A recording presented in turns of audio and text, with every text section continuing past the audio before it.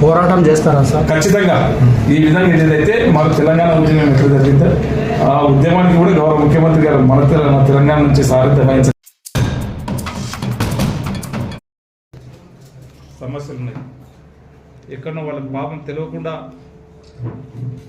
Green field దోపల కూడా ఇల్లు కట్టుకున్నారు, ఇండస్ట్రియల్ జోన్లో ఇల్లు కట్టుకున్నారు, బఫర్ జోన్లో ఇల్లు కట్టుకున్నారు. ఇవన్నింటినీ ఒక వేదికపైకి తీసుకొచ్చి తాండ్రులో ఉన్నటువంటి పట్టణ పెద్దలందరినీ కూడా వ్యాపారస్తులను కానివ్వండి, ఇక్కడ ఉన్న స్టోన్ ఇండస్ట్రీస్ వాళ్ళని కానివ్వండి, చిరు వ్యాపారస్తులను కానివ్వండి, చిన్న చిన్న కమతాలు చిన్న చిన్న ఇల్లు కట్టుకొని ఈరోజు కొద్దిగా కస్టడీ ప్రాపర్టీలో ఇల్లు కట్టుకున్న వాళ్ళు ఉన్నారు. ఇప్పుడు మల్లెడ్డిపల్లి అసలు గ్రామాలలో వాళ్ళు ఇల్లు కట్టుకున్నారు, వాళ్ళకి పర్మిషన్ కావాలంటే వాళ్ళకి ఇవ్వలేకపోతున్నారు. ఇటువంటివన్నిటిని కూడా ఈ మాస్టర్ ప్లాన్లో సవరించుకొని వాళ్ళందరి సమక్షంలో వాళ్ళు ఏదైతే చూపించినటువంటి దానికి ఇప్పటికే మున్సిపల్ కమిషనర్ గారు దీనికి ఎంఏ కమిషనర్ ఎవరిది ఎంఏఓడి డిటిసిపి దేవేంద్ర ఉండేది ఇప్పుడు లేదా? మాస్టర్ ప్లాన్ అయితే Devendra master plan director town planning వారి దూరంలోనే అదంతా కూడా మార్పు చేయడానికి పర్మిషన్ కూడా తీసుకోవడం జరిగింది. మన ముందు తీసుకోవడానికి ఉంది, చూశారా? జీవో ఉన్నది, అది స్టేట్లో కొన్ని మున్సిపాలిటీలు ఉండి తీసుకున్నాం, దాంట్లో మన మున్సిపాలిటీ ఇప్పటికి అది తీసుకోవడం జరిగింది. మాస్టర్ ప్లాన్ చేంజ్ చేసుకోవడానికి ఈరోజు అది కూడా ఏజెంట్లో పెట్టడం జరిగింది. అందరినీ సంప్రదించుకొని తాండ్రలో ఉన్నటువంటి ప్రతి ఒక్కరిని కూడా ఎవరికి ఇబ్బంది లేకుండా ఒక మంచి మాస్టర్ ప్లాన్ తీసుకొచ్చి ఇప్పుడున్నటువంటి గృహ సముదాయం వాళ్ళకు, ఇండస్ట్రియల్ వాళ్ళకు, వాళ్ళకు అనుగుణంగా ఒక మాస్టర్ ప్లాన్ మంచి మాస్టర్ ప్లాన్ తయారు చేసుకున్నామని చెప్పి సభ్యులు ఏకగ్రీవంగా ఆ తీర్మానాన్ని కూడా ప్రకటించడం జరిగింది. అది కూడా కౌన్సిల్ చైర్మన్ గారు, కౌన్సిలర్ గారు ఒక మీటింగ్ కూడా వెంబడే పెట్టమని చెప్పినాం. అది కూడా తొందరగా మీటింగ్ పెట్టాం. దాంతోపాటు ఈరోజు జరిగినటువంటి అంశాలన్నింటినీ కూడా కౌన్సిలర్లు వీళ్ళందరూ కూడా ఏకగ్రీవంగా రేపు డెవలప్మెంట్లో ఏ విధంగా ముందుకు వెళ్ళాలి, ఏ విధంగా చేసుకోవాలని చెప్పి అంతా కూడా చర్చించుకోవడం జరిగింది. అన్నింటినీ కూడా దశల వారిగా ఖచ్చితంగా చేస్తామని చెప్పి కూడా తెలియజేసుకుంటూ మీరందరూ కూడా ఇంతసేపు ఓపికతో ఉన్నందుకు మీకందరూ కూడా ధన్యవాదాలు మనస్ఫూర్తిగా. మహిళా బిల్లుకు 100% మనం సపోర్ట్ చేస్తాము. మహిళా బిల్లుకు వ్యతిరేకం కాదు. మనం ఇప్పుడు జరిగినటువంటి శాస్త్రీయ పద్ధతిగా డీలిమిటేషన్ జరుగుతలేదు. శాస్త్రీయ పద్ధతిగా డీలిమిటేషన్ జరిగితే దానికి కూడా మనం సిస్టమ్ వదులున్నాం. మనం 2009లో చేసినాం. మనమంతా కూడా అప్పటి నుంచి జనాభా తగ్గిస్తున్నాం. ఆ రోజు సెంట్రల్ గవర్నమెంట్ ఉన్నటువంటి దాన్ని మనం పెట్టినటువంటి ఆచరణని మనం పాటించినాం. అదే నార్త్ వాళ్ళు పాటించలేరు. అందుకే వాళ్ళ దగ్గర పాపులేషన్ బేసిస్ ఇస్తే వాళ్ళ దగ్గర ఎక్కువ సీట్లు వెళ్ళిపోతున్నాయి. ఈరోజు ఒకటే ఉత్తరప్రదేశ్లో 80 సీట్లు ఉన్నాయి. ఇప్పుడు మన దగ్గర 17 సీట్లు ఉన్నాయి. మన 17 పోయి 25 అవుతున్నాయి. మనకి వాళ్ళ 80 పోయి 120 అవుతున్నాయి. ఇక్కడ మనం మొత్తం సౌత్లో మొత్తంలో మనం క్యాలిక్యులేషన్ చేసుకుంటే 190 సీట్లు మనకు వస్తలేదు. వాళ్ళకు దాదాపు 380 సీట్లు మనకు పెరుగుతున్నాయి. వాళ్ళకి చాలా డిఫరెన్స్. మనకు మొత్తం 60-65 సీట్లు మన దగ్గర పెరుగుతున్నాయి. మొత్తం వాళ్ళకు వచ్చి 300 దాదాపు 240 సీట్లు వాళ్ళకి పెరుగుతున్నాయి.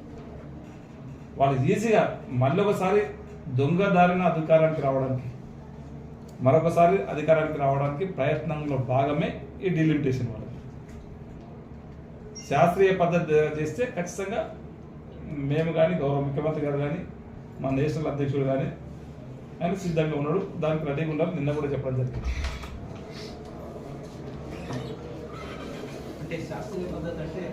1971 డీలిమిటేషన్ ఎప్పుడు చేసినా 1971 ప్రకారం చేయాలని చెప్పి అప్పుడు యాక్ట్లో పొందపరిచింది.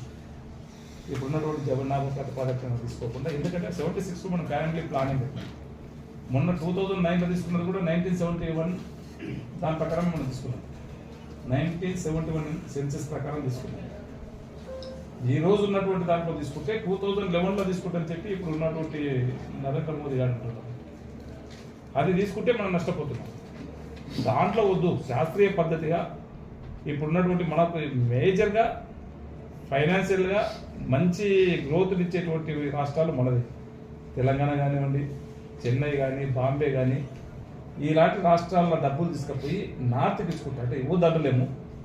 మన దగ్గర పర్ క్యాపిటల్ 2 రూపాయలు ఉంటే వాళ్ళ దగ్గర 50 పైసలు కూడా మనం స్టేట్కి ఇక్కడి నుంచి మనం పంపించేది. ప్రతి ఒక్కరికి పంపిస్తే 100% పంపిస్తే మొత్తం 25% కూడా సెంట్రల్ రావట్లేదు. మన డబ్బు తీసుకొని అక్కడ ఖర్చు పెడుతున్నాడు. మనకు వచ్చే జీడిపి ప్రకారం అన్న డీలిమిటేషన్ చేయమంటున్నాడు ముఖ్యమంత్రి గారు. శాస్త్రీయ పద్ధతే చేయమంటున్నారు మనకి ఇబ్బంది లేకుండా. ఆ రోజు వాళ్ళు చెప్పినటువంటి నామ్స్కు మనకు కట్టుబడినందుకు మనకే శిక్ష పెడుతున్నారు. మనం మెడెత్తి ఆడేస్తున్నాం. ఆ విధంగా చేయొద్దంటున్నాం. పోరాటం చేస్తారా సార్? ఖచ్చితంగా ఈ విధంగా ఏదైతే మన తెలంగాణ ఉద్యమం ఎట్లా జరిగిందో ఆ ఉద్యమానికి కూడా గౌరవ ముఖ్యమంత్రి గారు మన తెలంగాణ నుంచి సారథ్యం వహించడానికి ముందుకు వస్తున్నాడు. ఖచ్చితంగా సౌత్ అంతా కూడా మూకుమ్మడి చేసి ఖచ్చితంగా మొన్న జరిగినటువంటి రైతుకు చేసినటువంటి నల్ల చట్టాలను ఏ విధంగా అయితే వెనకకు తీసుకున్నారో ఈ డీలిమిటేషన్ కూడా వెనకకు తీసుకున్నంత వరకు మాత్రం ఈ ఉద్యమం ఆగదు. వాళ్ళు ఇప్పటికీ 2-3 బోర్డు ఓటింగ్ చేసుకోవడం జరుగుతుంది. దీంట్లో కూడా ఇది చేసుకోవడం జరుగుతుంది. మరి కాకినాడ నుంచి కూడా ఎంత అవసరం ఉంటే అంత పాత పైప్ లైన్ కూడా రెక్టిఫై చేసుకోవడం. పాతానికి అంతా కూడా చాలా ప్రాబ్లం ఉంది. ఇప్పటికో 78% ప్రాబ్లం క్లియర్ అయింది. ఇంకా 10-20% ఎందుకంటే ఆ ఫ్లైఓవర్ కింద వచ్చినందుకు ఫ్లైఓవర్ కింద వచ్చినటువంటి కొన్ని పైప్ లైన్స్ డ్యామేజ్ అయినందుకు కొద్దిగా ఒక వాళ్ళ 2 వాళ్ళు ఇబ్బంది అవుతుంది. పాతాంట్లో మ్యాక్సిమం ఇప్పుడు ఉన్నటువంటి వాళ్ళు బాగా మ్యాక్సిమం పనిచేసి చేసేవాళ్ళు. ఇంకా కొద్దిగా అక్కడక్కడ ఉంది. తప్పకుండా ఇప్పుడు ఈ కంపెనీలో తీసుకున్నటువంటి ఈ ఫండ్స్ తీర్మానాన్ని బట్టి అవి కూడా కంప్లీట్ అయిపోయింది. దానికి ఆల్టర్నేటివ్ రావట్లేదని చెప్పి గౌరవ ముఖ్యమంత్రి గారు చెప్తే దాదాపు 26 కోట్ల రూపాయలు నేను దాని మీద ఇప్పటికే 2 సార్లు అధికారులు కూడా వచ్చిపోయింది. రేపు ఎల్లుండో సిడిఎంఎస్ కమిషనర్ శ్రీదేవి గారు కూడా వస్తున్నారు. ఈ యూజుడి గురించి ఈ కాకినా రివర్ పైప్ లైన్ గురించి తొందరగా వచ్చేసి ఇవి ఈ స్కీమ్ని ఇంప్లిమెంట్ తొందరగా అయ్యే విధంగా వాళ్ళు ప్రయత్నం చేస్తున్నారు. కొంతలో లేట్ అయింది ఫోన్ చేస్తా వచ్చి ఇక్కడ వినడం బాగుంది.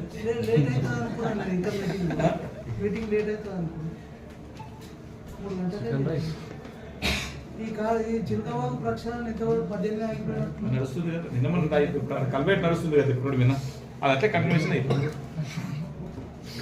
మళ్ళీ ఇంకా నిధులు సమకూర్చాలి. 30 కోట్లు ఉన్నాయి, రెడీ ఉన్నాయి.